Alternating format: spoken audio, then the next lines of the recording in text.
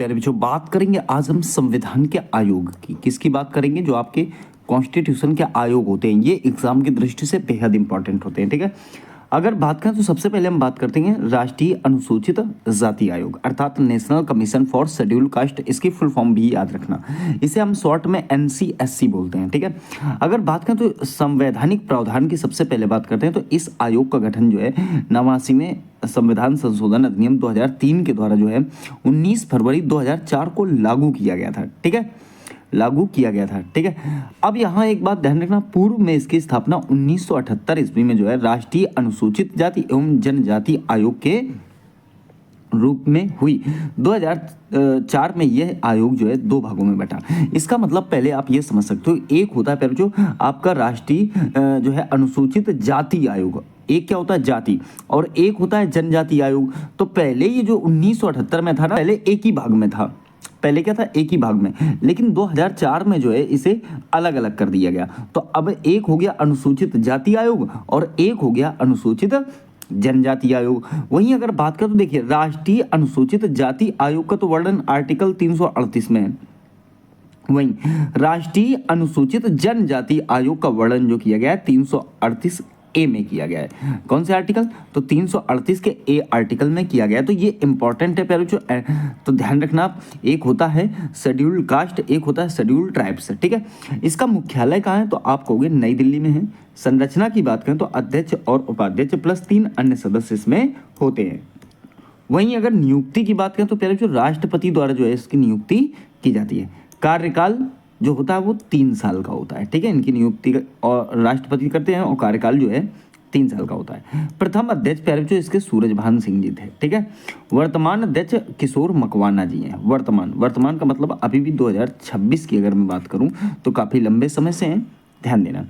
जब पहली बार 1978 में गठन हुआ तब इसके अध्यक्ष भोला पासवान जी थे। तो पूरा पॉइंट यहाँ पर आपने इसको समझा होगा। अब देखिए, एक प्यारे बच्चों होता है आपका क्या? SC, एक क्या होता है SC, एक होता है आपका ST और एक होता है आपका OBC। तो ये 3 चीज़ें होती हैं। ठीक है, इन तीनों को समझते हैं। तो जैसे कि आपने SC तो समझ लिया, ST की बात करें तो यहाँ पर देख रहे होगे आप, राष्ट्रीय अनुसूचित जनजाति आयोग अर्थात national commission for scheduled tribes, ये फुल फॉर्म तो पीछे भी बताई थी मैंने। देखिए, संवैधानिक प्रावधान की बात करें तो ये एक संवैधानिक निकाय है। ठीक है, गठन की बात करें तो 89वें संविधान संशोधन 2003 के तहत 19 फरवरी 2004 को इसे लागू किया गया। आर्टिकल कौन सा? तो 338 का A, ये पीछे भी मैंने आपको बताया था। ठीक है, चलिए बात करते हैं पहले जो OBC की। ठीक है, तो राष्ट्रीय पिछड़ा वर्ग आयोग अर्थात national commission for backward class. ठीक है, उनको बोलते हैं सामान्य वालों को फॉरवर्ड क्लास, इनको बोलते हैं बैकवर्ड क्लास। बैकवर्ड का मतलब क्या? पिछड़ा होता है। ठीक है, अब देखिए, यह एक संवैधानिक निकाय है।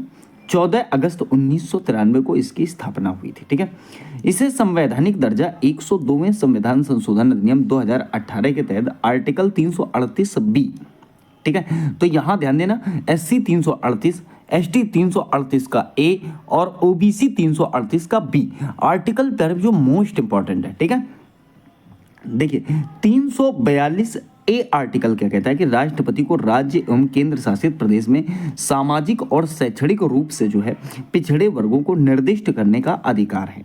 ठीक है, मुख्यालय की बात करें तो नई दिल्ली है। मुख्यालय कहाँ पर है? नई दिल्ली। नियुक्ति कौन करते हैं? तो राष्ट्रपति साहब जो है इसकी नियुक्ति करते हैं। देखिए, प्रथम पिछड़ा वर्ग आयोग 29 जनवरी 1953 को इसके अध्यक्ष बनाए गए थे पहले जो काका कालेलकर। ठीक है, वहीं दूसरा पिछड़ा वर्ग आयोग 1970 में इसके अध्यक्ष कौन बनाए गए? BP मंडल। पहले जो BP मंडल बहुत ही इंपॉर्टेंट आदमी रहे, OBC में आरक्षण को लेकर इन्होंने जो है बहुत ज़्यादा दबाव बनाया था सरकार पर। ठीक है, देखिए अगला आयोग आया आपका राष्ट्रीय महिला आयोग अर्थात नेशनल कमीशन फॉर वुमेन। ठीक है, राष्ट्रीय महिला आयोग अर्थात NCW। अगर बात करें तो इसका संवैधानिक प्रावधान समझते हैं। भारतीय संसद द्वारा 1990 में पारित एक्ट के तहत 31 जनवरी 1992 में जो है गठित संवैधानिक निकाय है। ठीक है, अब देखिए अगर बात करें संरचना की तो एक अध्यक्ष प्लस 5 अन्य इसमें जो है सदस्य होते हैं। किसी एक सदस्य का अनुसूचित जाति या जनजाति से होना इसमें जो है इसमें बेहद इंपॉर्टेंट बताया गया है, जिससे क्या है ना कि SC या ST के साथ किसी भी प्रकार का कोई भेदभाव महिला आयोग ना कर पाए। ठीक है, नियुक्ति की बात करें प्यारे बच्चों तो राष्ट्रपति द्वारा होता है, अर्थात अपॉइंटमेंट प्रेसिडेंट के द्वारा होता है। कार्यकाल इनका 3 साल का ही होता है। प्रथम अध्यक्ष प्यारे बच्चों जयंती पटनायक जी थे। ठीक है, तो किसी को कोई दिक्कत नहीं होगी। आपने NCW को समझा, आपसे क्वेश्चन ये बहुत पूछता है कि NCW का जो है निर्माण कब किया गया था। तो एक्ट तो 1990 द्वारा है, लेकिन लागू कब किया गया था प्यारे बच्चों? 1992 में इसे एक्टिवेट किया गया था। ठीक है, चलिए बात करते हैं आगे। आगे देखिए आपका होता है राष्ट्रीय अल्पसंख्यक आयोग, अर्थात नेशनल कमीशन फॉर माइनॉरिटीज। कहने का मतलब है ये मुस्लिम समुदाय के लिए कार्य करता है। संवैधानिक प्रावधान है इसमें अगर बात करें तो देखिए राष्ट्रीय अल्पसंख्यक आयोग 1992 के तहत 17 मई 1993 को स्थापित किया गया। संरचना 1 अध्यक्ष प्लस 1 उपाध्यक्ष और 5 अन्य सदस्य जो है पहले जो आपके इसमें होते हैं। ठीक है, फिर देखिए आगे बात करते हैं। अगला आपका आयोग है राष्ट्रीय मानवाधिकार आयोग, अर्थात नेशनल ह्यूमन राइट्स कमीशन।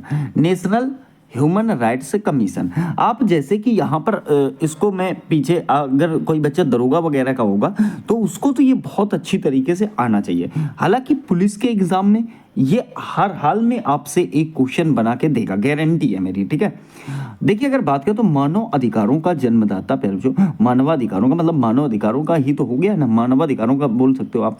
तो मानवाधिकारों का जन्मदाता वर्ष 1215 में प्रकाशित ब्रिटेन का महान घोषणा पत्र मैग्ना कार्टा को कहा जाता है। पहले जो इस मैग्ना कार्टा की जो 1215 में शायद जॉन थे कुछ हैं, उन्होंने जो है ये सोचा कि यार जनता को कुछ अधिकार होने चाहिए। ठीक है, जनता को कुछ अधिकार होने चाहिए। तो 1215 में उन्होंने एक घोषणा पत्र जारी किया, उसको इन्होंने मैग्ना कार्टा कहा। उसमें 10 चीजें इन्होंने ऐड की थी। ठीक है, अब देखिए यूरोप में मानवाधिकारों तथा नागरिक स्वतंत्रता का सबसे पहला दस्तावेज वर्ष 1525 में प्रकाशित हुआ। द 12 आर्टिकल के नाम से जाना जाता है। इसमें कितने आर्टिकल थे फिर जो यूरोप वाले में? तो आपका हो गए 12 आर्टिकल। ठीक है, संयुक्त राष्ट्र महासभा द्वारा 15 मार्च 2006 को संयुक्त राष्ट्र मानवाधिकार परिषद की जो है स्थापना कर दी गई। कहाँ? तो जेनेवा स्विट्जरलैंड में इसकी स्थापना हुई थी। ठीक है, फिर देखिए यूएनएचआरसी क्या है फिर? तो ये भी एक संस्था है, United Nations human rights council. ठीक है, संवैधानिक प्रावधान की बात करें, इसकी स्थापना मानव अधिकार संरक्षण अधिनियम फरा 1993 के तहत जो है 12 अक्टूबर 1993 को की गई थी।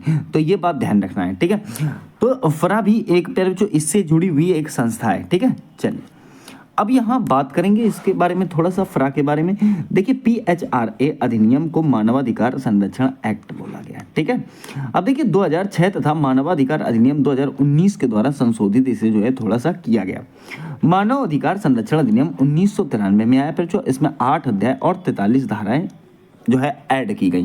कितने अध्याय? तो पहले जो आप कहोगे 8 अध्याय और 43 धाराएं पहले जो इसमें आपकी ऐड की गई। ठीक है, इसका आदर्श वाक्य जो रहा वो रहा सर्वे भवन्तु सुखिनः।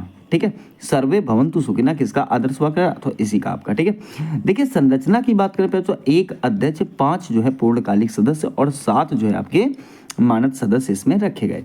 कार्यकाल जो है पहले जो वो 3 वर्ष का होना चाहिए, मतलब 3 वर्ष का होता है और 70 साल के बाद जो है रिटायरी आपको मिल जाएगी। इनमें से जो पहला हो जाए वही जो है कंप्लीट हो जाता है। इसके 7 मानद सदस्य इसमें जो है ऐड किए गए।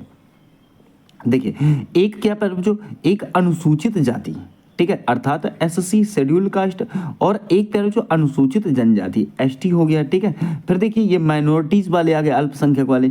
ठीक है, फिर देखिए आपका महिला आयोग आ गया, फिर OBC अर्थात पिछड़ा वर्ग आयोग, फिर बाल अधिकार पर जो, ठीक है, बाल अधिकार संरक्षण आयोग आ गया। ठीक है, और फिर देखिए विकलांग व्यक्तियों के लिए जो है इसको दिव्यांग बोलना पड़ेगा। जो विकलांग अब नहीं बोल सकते, अपराध एक प्रकार से, तो आप इसे जो है क्या बोलोगे?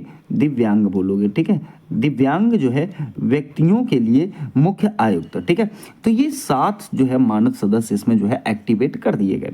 अब देखिए अगर बात करें इसके अध्यक्ष की, तो अध्यक्ष कौन रहेंगे पहले जो मानव अधिकार के? तो अध्यक्ष भारत का पूर्व मुख्य न्यायाधीश या सुप्रीम कोर्ट का न्यायाधीश होना चाहिए। ठीक है, प्रथम अध्यक्ष पहले जो रंगनाथ मिश्र जी थे। ठीक है, वर्तमान में अध्यक्ष कौन है इसके? तो वी रामासुब्रमण्यम है। ठीक है, मुख्यालय पहले जो इसका नई दिल्ली में है, और शासी निकाय किसके अंतर्गत कार्य करता है? तो गृह मंत्रालय के अंतर्गत ये कार्य करता है। ठीक है, फिर देखिए बात करते हैं केंद्रीय सतर्कता आयोग अर्थात सेंट्रल विजिलेंस कमीशन, ठीक है, सीवीसी, सेंट्रल विजिलेंस कमीशन, केंद्रीय सतर्कता आयोग। देखिए अगर बात करें सांविधिक प्रावधान की तो स्थापना 64 में संथा नाम समिति की जो है सिफारिश पर इसकी स्थापना की गई थी, अर्थात किसकी, तो सेंट्रल विजिलेंस कमीशन की। कब, तो 1964 में स्थापना हुई।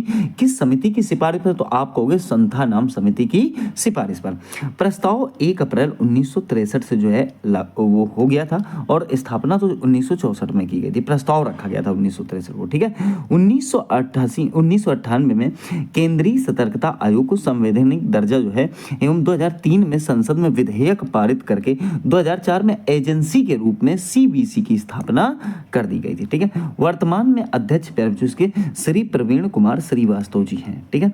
मुख्यालय इसका जो है नई दिल्ली है। ये कार्य क्या करता है, तो ये बहुत जरूरी है कि सतर्कता आयोग, सतर्कता से तो आप तो वैसे ही आइडिया लगा चुके होंगे कि कुछ ना कुछ तो इसमें जो है आप अगर कोई चीज गलती हो रही है कहीं तो उसकी जांच करने के लिए होगा। कहते नहीं कि भाई आप इससे बिल्कुल सतर्क रहना, ठीक है। अब देखिए यहाँ अगर कार्य की बात करें तो यह आयोग भारत में ऐसी शिकायतों की जांच करता है जिसमें किसी अधिकारी पर भ्रष्टाचार का आरोप लगा हो, तो वहां पर कौन कार्य करेगा, सीबीसी जो है कार्य करती है, ठीक है। चलिए अगला आयोग है जो हमारे पास केंद्रीय सूचना आयोग अर्थात सेंट्रल इंफॉर्मेशन कमीशन। देखिए एक मानवाधिकार से क्वेश्चन बन जाता है जो, और एक क्वेश्चन आपका इससे देखने को मिलेगा, ठीक है। देखिए अगर बात करें तो प्रावधान की बात करें, संवैधानिक प्रावधान। देखिए केंद्रीय सूचना आयोग की स्थापना 2005 में सूचना अधिनियम 2005 के तहत हुई थी। ये एक संवैधानिक संस्था नहीं है, ये भी आपको याद रखना है। देखो संरचना में क्या कहोगे, एक अध्यक्ष और 10 से अधिक अन्य सदस्य, ठीक है। नियुक्ति राष्ट्रपति द्वारा होती है जो, और समिति की सिफारिश पर, जिसमें पीएम, विपक्ष नेता और केंद्रीय नेता और केंद्रीय मंत्री जो है आपके शामिल होते हैं। इसमें जो है कि विपक्ष भी आपको ऐड करना पड़ेगा, ठीक है। कार्यकाल की बात करें तो इसका कोई कार्यकाल निश्चित तो है नहीं, लेकिन उम्र जो है 65 साल रखी गई है, ठीक है। क्षेत्राधिकार की बात करें तो सभी केंद्रीय लोक प्राधिकारियों तक इसका जो है प्रभाव रहता है। मुख्यालय पर जो सूचना आयोग का नई दिल्ली है, ठीक है। प्रथम अध्यक्ष इसके वजाहत हबीबुल्ला जी थे, ठीक है। वर्तमान में हीरालाल सामरिया हैं, देश के पहले दलित हैं, ये भी आपको याद रखना है, ठीक है। कार्य की बात करें तो आयोग किसी भी विषय पर प्राप्त जानकारी के मामले में संबंधित व्यक्ति से जो है पूछताछ कर सकता है, या फिर आप कह सकते हो कि इंफॉर्मेशन ले सकता है, ठीक है। इसके पास सिविल कोर्ट की शक्तियां जो है जो प्राप्त होती हैं, ये भी आपको याद रखना है। देखिए पहले बच्चों बात करेंगे अब हम लोक सेवाओं की, ठीक है, अर्थात पब्लिक सर्विसेज। पब्लिक सर्विसेज के अंतर्गत पहले 3 चीजें आपकी आती हैं, कौन कौन सी। एक तो आपका ऑल इंडिया सर्विसेज अर्थात अखिल भारतीय सेवाएं, दूसरा सेंट्रल सर्विसेज अर्थात केंद्रीय सेवाएं, तीसरा आपका स्टेट सर्विसेज अर्थात राज्य सेवाएं। तो ये तीनों चीजें आपको समझनी है। जो आपका अखिल भारतीय सेवाएं पर जो ये आर्टिकल 312 में आती है, अर्थात 312 अनुच्छेद में इनका वर्णन किया गया है। इसमें पर जो 3 चीजें आती हैं किसमें, अखिल भारतीय सेवाओं में, कौन कौन सी। एक तो आईएएस आता है, एक आईपीएस आता है पर जो, और एक आईएफएस आता है, ठीक है। अब देखिए भारतीय प्रशासनिक सेवा इसका जो है ये कहाँ है वो, तो इसका मुख्यालय पर जो आपका मसूरी लबसाना में है, ठीक है। वहीं अगर बात करें तो भारतीय पुलिस सेवा इसका मुख्यालय हैदराबाद सबस्पाना में है, ठीक है। अब देखिए बात करें कि भारतीय वन सेवा 1966 में पहले जो इसका गठन किया गया था, इसका मुख्यालय देहरादून बनाया गया था, ठीक है। तो ये बात आपको यहाँ पर पहले जो बढ़िया तरीके से याद रखनी है, ठीक है। अब देखिए पहले जो अगर केंद्रीय सेवाओं की बात करें अर्थात सेंट्रल सर्विसेज की बात करें तो भारतीय विदेश सेवा आईएफएस, ठीक है। भारतीय पहले जो आपका जो है रेल सेवा आईआरएस, और जो है भारतीय डाक सेवा इसको आप पोस्टल बोलते हो, ठीक है। तो ये 3 चीजें इसके अंतर्गत कार्य करती हैं। राज्य सेवाओं की बात करें तो इसमें राज्य सिविल सेवा और राज्य पुलिस सेवा आती है। इसमें एक पॉइंट आपको समझना पड़ेगा यूपीएससी को, ठीक है, किसे, यूपीएससी को।